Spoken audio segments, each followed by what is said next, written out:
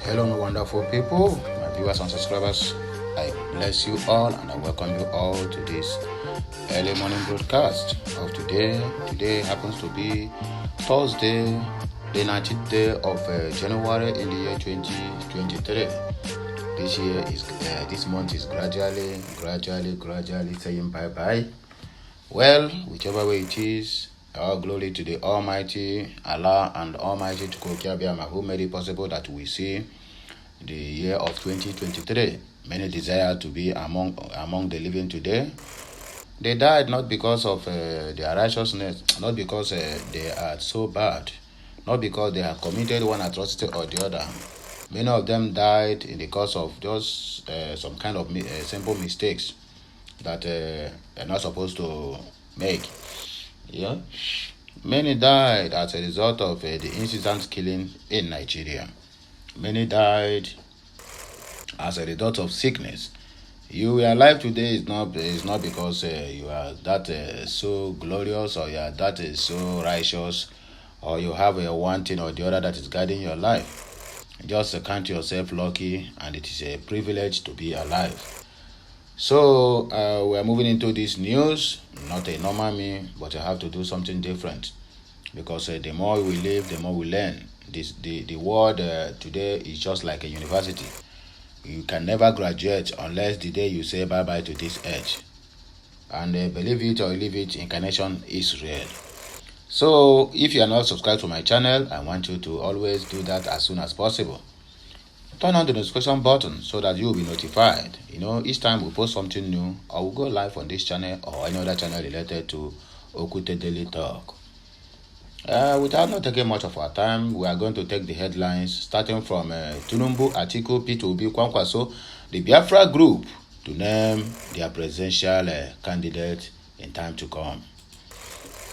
The moment the NNPP presidential candidate, he went to Chatham House, instead of him to stick on the issue-based campaign.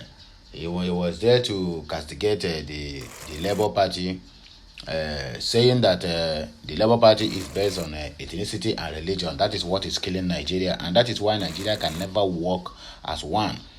Because once you come out from one side of the country, they will see you as a minority. Whatever you did can never please them unless they are the one that produces that very candidate. Yeah, P2B have been saying this thing, he have been voicing this thing over and over and over again. Yet, these people still cannot allow him to be. Anywhere they go, even somebody who traveled all the way from Nigeria to UK, about 6, 7, 8 hours journey.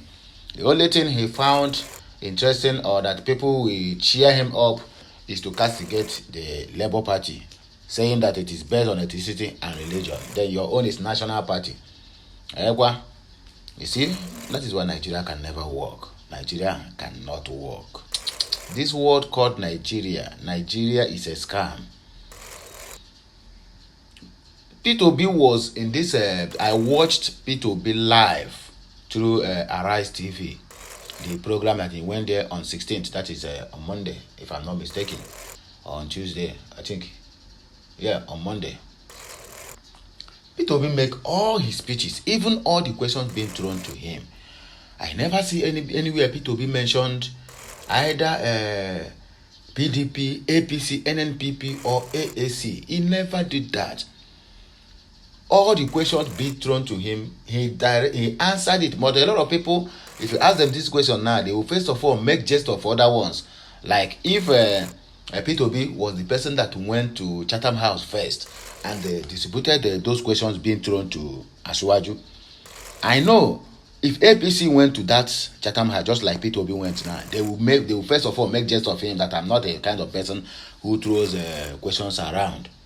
But he focused on the issue-based campaign and made it. Even people who were there said the outing was excellent. He have no grudges against anybody. He don't even have any time to castigate any other party. But look at this one now. Tomorrow you come out and tell me that if they voted you to be president, you will not see other regions as a minority. That the Labour Party is based on ethnicity and religion. Yet He's still wallowing strong. Moment Kwankwaso said Labour Party is based on ethnicity and religion, the video emerges and the reactions follows. Pandemonium as soldier, policemen clash in Lagos State. You can also find the video as well. Boko Haram terrorists, they don't attack Borno community and abduct residents. The foreigners there, I never see where they are abducted anyone. There is something they are not telling us.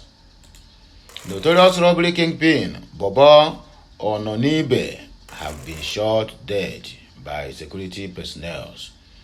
Government don't keep police inspector in Abia State. This one, another trouble for the Eastern region.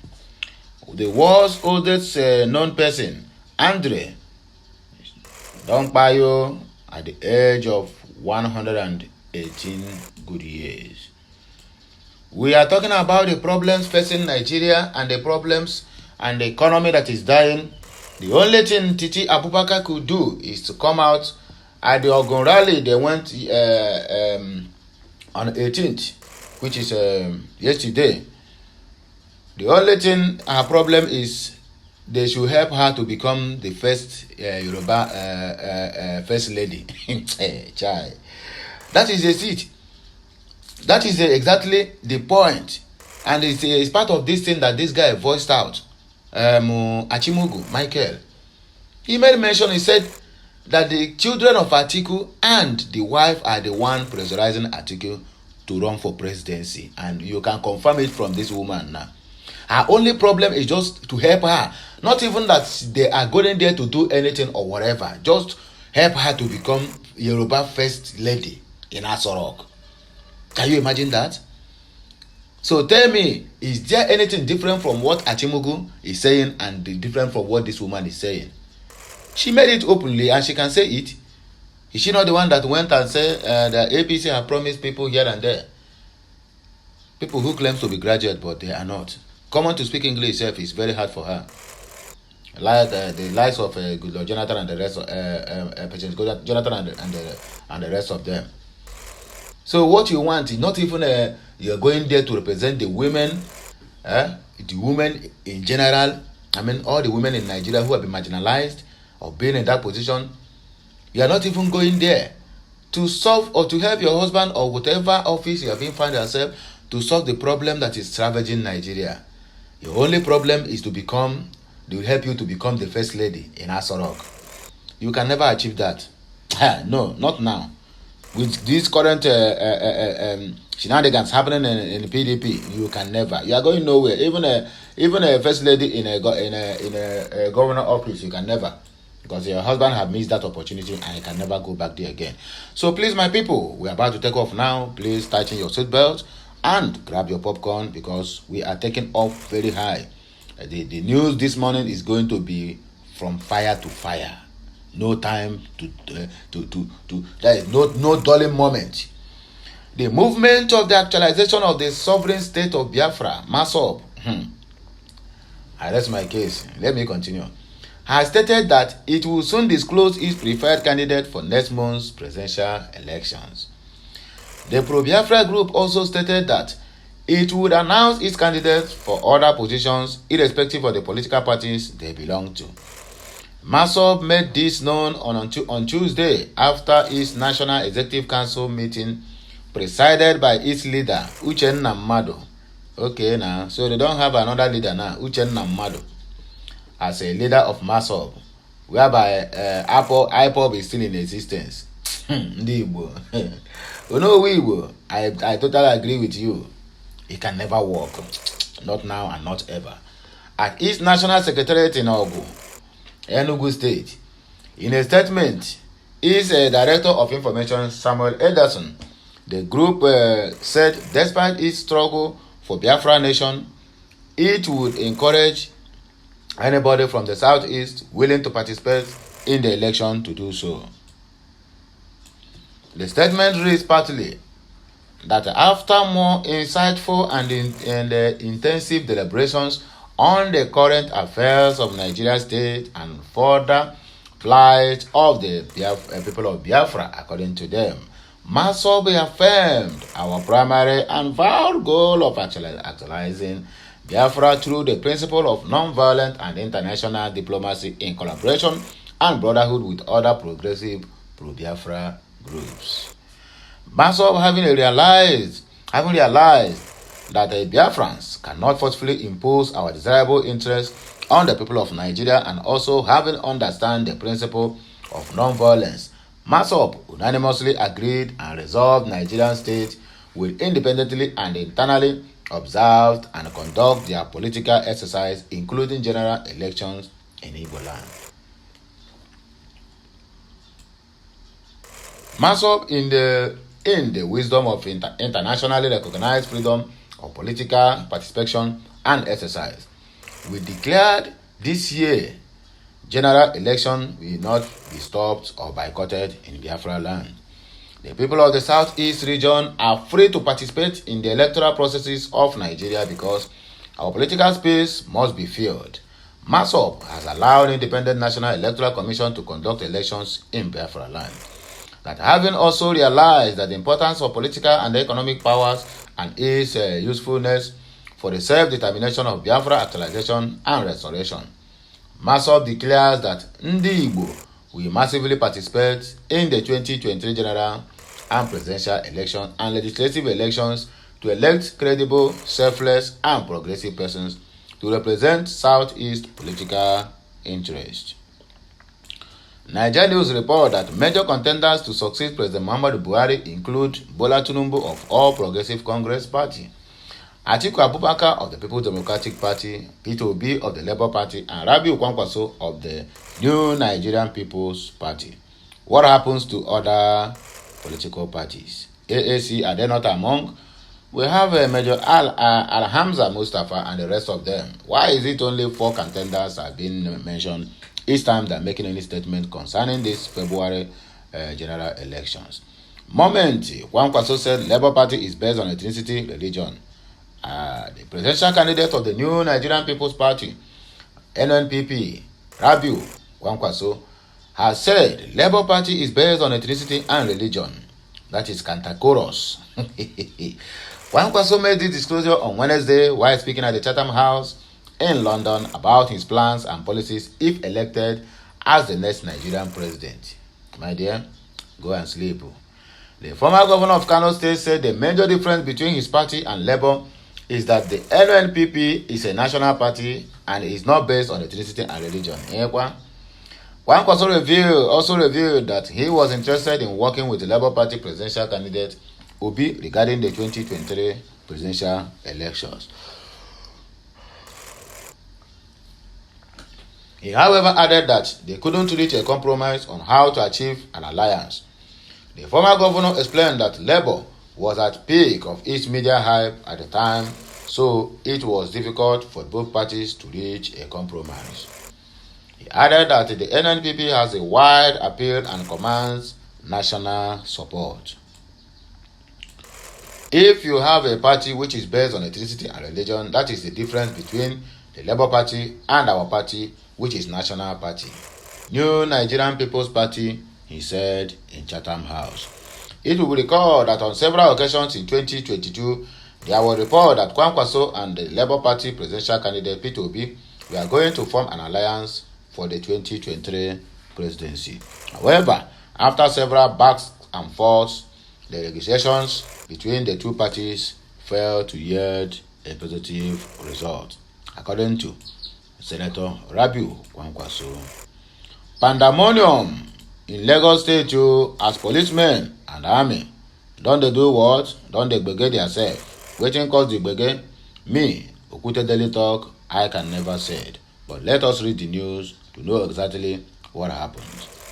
A soldier clashed with a policeman in Ijaya, Abambo area of Lagos, causing tension in the community. In a viral video, a military officer can be seen trying to disarm one of the police officers who resisted the disarmament with light punches. Wow, with light punches. The policemen attached to the Lagos State Mobile Task Force subsequently freed themselves after spraying tear gas to disperse the soldiers. Eyewitnesses can be heard urging for the scene to be recorded as evidence. However, it is unclear what led to the confrontation between the two security agencies. Two kidnapped Osun farmers regained freedom after payment of 6 million naira ransom. Osun State Police Command has confirmed the release of two farmers who were kidnapped last Wednesday along the Ede Ilebo Road in Ayidele local government area of the state. Niger News report that the spokesperson of Osun State Police Command, Yemisi Opalola, had on Wednesday today confirmed the release. It was gathered that the two farmers who were kidnapped a week ago while returning from the farm were released by the abductors after a payment of 6 million naira was made as ransom. The abductors of the farmers identified as Samuel Oyedotun and Toby Loba Fashola were reported to have demanded for an initial ransom of 25 million naira. The kidnappers later agreed to collect 6 million naira, which was delivered to them in the border community between Kogi and Kwara State. It was gathered that the three relatives, including the elder brother of Samuel and one of the kidnapped farmers identified as Sunday, were detained after they delivered the ransom to the kidnapper, and a fresh 24 million naira was demanded for their release as well. Business. However, this platform understands that the two farmers and another relatives who went to deliver the ransom were freed. A family source confirmed to the nation on Wednesday morning that Samuel and Toby Loba, with one of their relatives who went to deliver ransom in Kogi, have been released. Boko Haram terrorists attack Borno community, abduct residents. No fewer than eight residents of Makilewe, a community in the Jere local government area of Borno State, were reportedly abducted when Boko Haram terrorists attacked late Tuesday evening. A farmer working on his farmland, according to reports made available to reporters, was killed in this recent attack. Niger News learned that the assailants have since reached out to the family of the abducted persons, demanding millions of naira as ransom for their freedom. Boko Haram abducted 8 farmers and killed one here at Makilewe village, which is 3 kilometers from Jere local government headquarters, Kadamari. The incident took place on Tuesday, January 17, 2023, around 4 p.m. in the evening. Sahara reporters quoted a source who pleaded anonymity. According to him, the abduction took place 2 kilometers from Zambamari, the infamous place where 50 farmers were slaughtered by Boko Haram 2 years ago. What a pity. The source alleged there is a military battalion of 300 soldiers in the village of Zambamari, but that the terrorists sneaked into the Makilewe yesterday riding on 10 brand new bikes. You see them? Nigerians report that the Boko Haram terrorists have increasingly targeted farmers, herders, and lodgers in the northern region, accusing them of spying and passing information to the Nigerian military. They have also been raiding herding communities, stealing cattle, a valuable commodity in the region, to fund their operations. My administrations have recovered all terrorists from Boko Haram, according to Buhari. Meanwhile, President Muhammadu Buhari boasted on Tuesday that his administration had recovered all grounds previously under the control of Boko Haram and the Islamic State of West African Province, ISWAP. Niger News report that the Nigerian leader stated this yesterday when he was given the African Award of Strengthening the Peace by the President of Abu Dhabi Peace Forum, Sheikh Abdullahi bin Baya, in Nouakchott, Mauritania. Liars everywhere. Look at what is happening. Keep on lying on daily basis. The president said, despite spending over $1 billion to reclaim Boko Haram held terrorists in Borno, Adamawa, and Yobe states since 2015, Nigeria's security and that of the Lake Chad Basin remains unstable.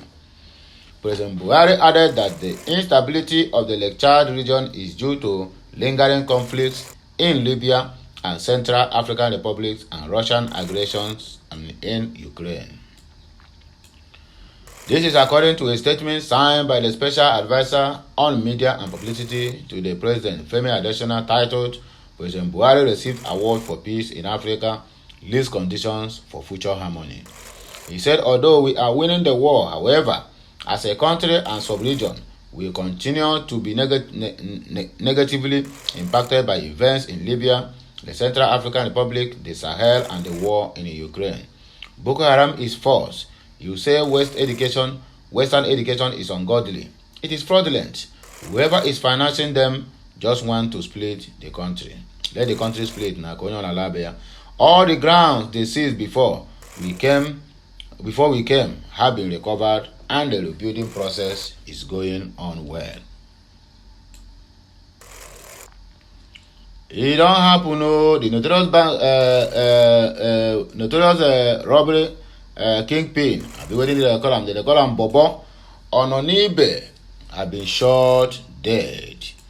A notorious armed robbery kingpin, Bobo Ononibe, has been killed by police operatives in Oregun, in Ughelli North local government area of Delta State. In a chat with journalists on Tuesday, Delta Police spokesperson DSP Bridget Edafe said Ononibe died from serious gunshot injuries he sustained during an encounter with the police operatives at their hideout in Unugbo, Oregun, palm tree plantation in Oregun community. Edafe said Ononibe and members of his gang have been on the police watch list over their involvement in a four robbery operation in Oregun community in June 23 of 2022. The statement reads, the divisional police officer at Oregun mobilized and led police operatives to the area in a proactive move to forestall another attack. As police operatives approached the plantation, the hoodlums opened fire, but were overpowered by the superior firepower of the police. If this is true, I commend the police for doing this. The hoodlums fled, but not before the gang leader, one Bobo Ononibe, sustained serious gunshot injuries. Edafe said the suspect was taken to the hospital where he was later confirmed dead by the doctor on duty. Are you sure he died really? May you not go and wake up from grave. He added that one locally made a cut-to-size gun, 3 cartridges, 1 machete, 1 dagger, and native charms were recovered from the gang, and assured that efforts were ongoing to arrest the fleeing hoodlums. It don't happen again, this one na minus to the Nigerian police force in Abia State. Gunmen don't kill police inspector. Waiting cause the killing. Me don't know.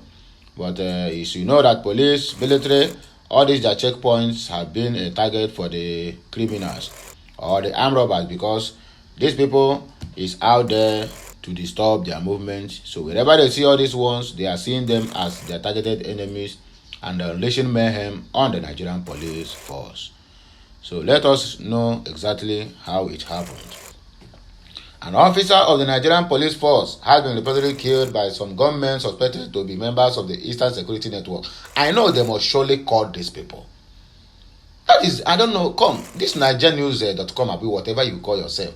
Why must anything that happens in the Southeast, it will be called Eastern Security Network?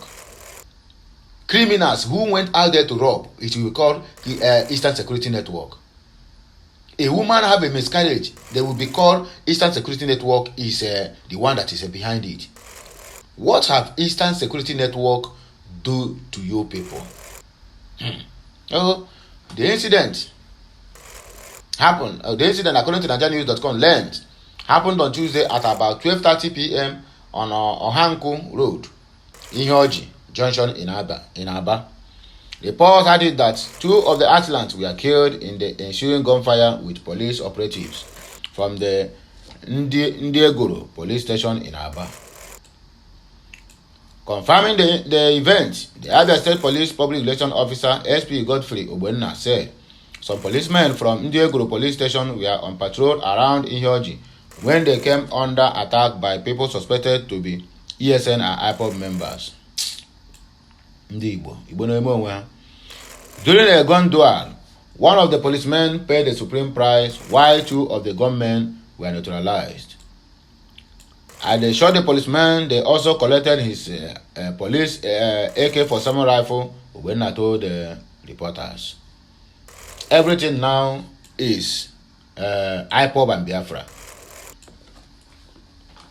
The one that is happening in the north, nobody will even call Boko Haram their commanders or whatever, but they will tell you bandits. A train attack will happen, they will tell you bandits. But each one will come out and tell you we are the people responsible. They will even bring out themselves and say we are responsible. But in the news, they will tell you bandits. Now, Sheikh Gumi have already made it clear to everybody that bandits and Boko Haram, they are their people. That nobody is telling the North. It is on the national TV. And nobody should vote for any presidential candidate that is going to fight all those people. That they are their warriors in the forest. The government have not said anything concerning this statement. None of the, none of the media houses have ever come out to debunk this very statement by this controversial Islamic cleric made live on national TVs. But anything that happens in the southeast, the Igbos will be the one to come out now and tell you it was Ipob. Even before the Ipob, the inception of Ipob or Massob or ESN, whatever it is being called, there have been robbers. And bear it in mind that anywhere that robbers see policemen, because policemen always curtail their activities in any area. So they see police and military as their worst enemies. Because those ones are the ones that will stand their firepower and kill them and neutralize whatever they have, whether charms or whatever. But in this current where we find ourselves now, anything that happened now, what you hear now is Ipob and ESN have attacked, even without no due investigation, without no do anything or whatsoever. It is ESN, it is Ipob. Not that I'm not condemning their activities if they are the one that are doing it too, but have you done your investigation and find out that the people you killed, what made you to think that they are Ipob and ESN? That is the question that needs to be answered. Until we come again, let us continue with other news. The world's oldest known person, Andre, dies at 118 good years. Details have in mind that the world's oldest known person, Lucien Randon, has died at the age of 118 in the southern French city of Toulon. Nigerians understand that the death of Randon, who is a French known popularly called Sister Andre, was announced on Wednesday by Toulon City's Mayor Hubert Falco. It was gathered that the Sister Andre, who was born in the southern French town of Alice on February 11 of 1904, was listed as the oldest person alive by the Grantology Research Group in April of 2022. Guinness World Records said Randon, who took the name of Sister Andre in 1944, was the second oldest person, oldest French person, and second oldest European persons ever recorded. It was learned that Sister Andre received the record for the oldest COVID-19 survivor after an infection in 2021. Wow, this woman, very, very strong. A feat, the Guinness World Records editor, Greg Glandet, in a statement described as incredible. Glandet in the statement was quoted to have said, "It is difficult to fathom that someone born before the patenting of plastic, zips, or even brass were alive well into the 21st century and robust enough to beat COVID-19. It has been a honor to record her story in the pages of the Guinness World Records book, and she will live on the history as the fourth oldest person ever authenticated." Sister Andre, who entered the religious community in her early 40s, worked as a home teacher in her youth. Most recently, Sister Andre was said to have been confined to a wheelchair, and for several years she could no longer see properly. She was also said to be a honorary citizen of Toulon, where she lived in a retirement home for several years as the city's mayor. FAR could describe her as incredibly modern and known with a big heart. The last but not the least, we turn on to Titi Abubakar.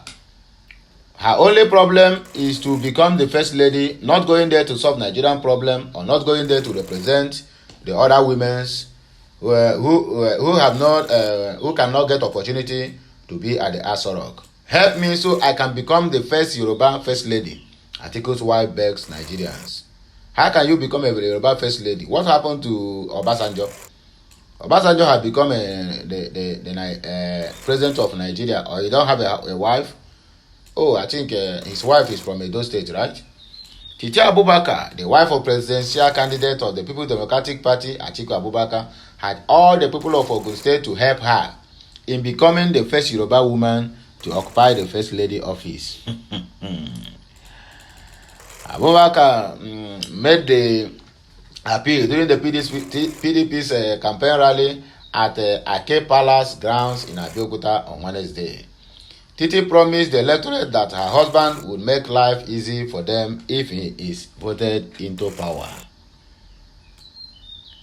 Speaking in Yoruba language, she thanks her audience for supporting the Ladi Adebutu for the governorship slot in the state and pleaded with the crowd to extend the same support to her husband.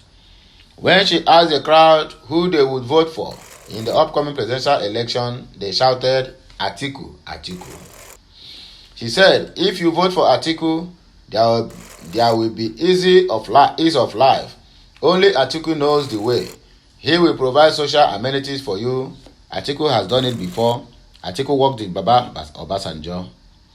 Atiku headed the economic team. Atiku will provide jobs for youths and women. Atiku has promised. I also took part. I took back all the girls that were abroad for prostitution and I rehabilitated them. No Yoruba woman has had the opportunity to be first lady. I beg you, men and women, make one of your own to be the first. I promise I won't forget you and you won't regret this. According to Titi Layo Abubakar, Titi Layo Atiku. So my good people of Biafra, the lovers of freedom and the lovers of mankind, my good people of Nigeria, my good people of the world, and Africans at large, my Christian brothers and Muslim brothers and sisters, wherever you are, I throw a salute, and I salute each and every one of you listening to my voice, and I salute everyone who have been part of this journey from the onset. May the Almighty Chukwuka continue to bless you, bless the works of your hand, bless your household, and whatever you lay a hand to do, as long as this life is concerned. And untimely death shall never be the portion of anyone listening to my voice, wherever you are, whether you are in your home or you are in your office, whether you are at home or abroad, locally or internationally. So as I conclude this our broadcast, I still want to use this medium and opportunity to let each and every one of us out there know that the election time is not a time to collect whatever. Don't sell your vote and don't sell your conscience. Go and get your PVC and vote wisely. There was a prayer. There was one program I watched, I think some time ago, and I found one this man of God praying in his church, and the man of God said it was a kind of I will call it a prayer and also it's a covenant. He said, you want to vote this coming election? They say yes. The congregation answered. He said, my prayers for the congregation, no, I'm not the one praying. That is what the pastor said. That any person that you are, the person that you want to vote, that is prayer that your children and your children will be like that person. Nobody said amen. He said, if you cannot be bold enough to say amen, you want to vote somebody, that means that person you choose to vote is not the right candidate. And you know it, just simply because of ethnicity or whatever you think about. And the whole church was like where they poured cold water. And I said to myself, man, this pastor has a point. If all the whole pastors in the church can be able to rise up and make this kind of prayer, I tell you the gospel truth, 2023 will be a better year. Yes, because the only place you can catch people, manding ashe or manding ekwezoku, na inside church. Because when they don't run from bad government, where they will end up is in a church or in Babalawo house. So the pastor used that opportunity to know the minds of people and who they want to vote. And the pastor already know that the person that they choose to vote, I'm very sure that man is a Yoruba pastor, that the person that they choose to vote is not capable to handle that office of the presidency. But simply because of ethnicity or religion, or this one is our own, that is why they want to make that mistake. And the pastor used that opportunity to cut their mind off from it. If you cannot be bold enough to say, let my children imitate the footstep of this man I'm voting, then why do you want to vote for him? If the character of that man is not suitable to you, for your children or your generation to bear it, then know that coming 2023, vote for the right candidate that you wake up tomorrow and said, I want my child to be like this or like that. I'm not mentioning names, but use your tongue to count your teeth. This is election period. Get your PVC. Forget about the enjoyment of 2,000 or 5,000 naira that will give you under 1 week. Think about the future of your generation that is coming. Your generation unborn. Your children that is out there. Some of them have been out of school for no reason because of ASU strike and many more. So I want to use this opportunity to plead and to urge and advise us, our brothers and sisters, both old and young. If you know what is right, do it. If you know who that cap fits coming 2023, don't say that your vote cannot count. No, the era of snatching of ballot box have gone. The era we are in a digital era as we are talking now. So whatever you vote counts. If you vote rightly, your vote will count. If you vote wrongly, your vote will also count. So bear it in mind that 2023 of February 25th is a day that the youth will take over their country, take back their country if they wish to. If they not wish to, they let them continue the suffering. Just like one what did they call it? I think Femi Falana or who that activist that said it. That Nigerians have not learned. I think Papa Adeboye said it. He said Nigerians have not learned from their past 8 years of suffering. And that's exactly the point.